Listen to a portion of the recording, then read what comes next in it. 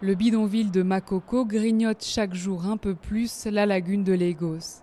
À l'image du Nigeria, pays le plus peuplé d'Afrique, sa population ne cesse de croître et ce sont désormais des dizaines de milliers de personnes qui vivent dans cette communauté de pêcheurs.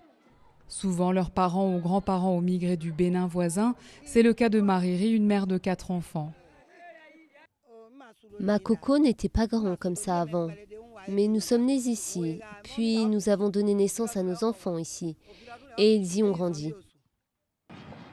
Lagos, capitale économique du Nigeria, attire des travailleurs de l'ensemble du pays et de la sous-région. Ces infrastructures sont devenues largement insuffisantes, dépassées par la croissance démographique. L'Afrique est le continent dont la population grandit le plus vite.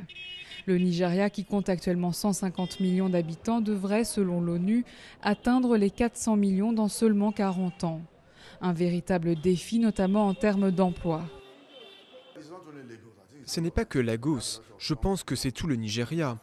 Vous avez énormément de jeunes qui sortent d'école et n'ont pas d'emploi. Et Lagos devient leur principal pôle d'attraction, là où ils espèrent trouver du travail. Nous essayons d'encourager les investisseurs à venir au Nigeria, à y établir des industries, des activités commerciales pour créer des emplois. Les conditions sanitaires à Makoko sont désastreuses. Mais beaucoup n'ont pas eu les moyens de s'installer ailleurs à Lagos, première ville d'Afrique subsaharienne avec 15 millions d'habitants. Pour des raisons de sécurité, les autorités ont prévu de déloger une partie des habitants du bidonville qui vivent sous une ligne électrique à haute tension. Un projet qui inquiète.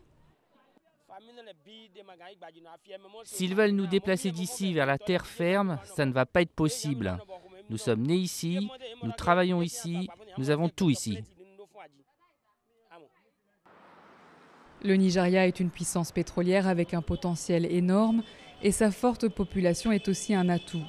Mais pour en tirer profit, notent les experts, il faudrait enrayer la corruption, un mal qui freine le développement du pays depuis des décennies.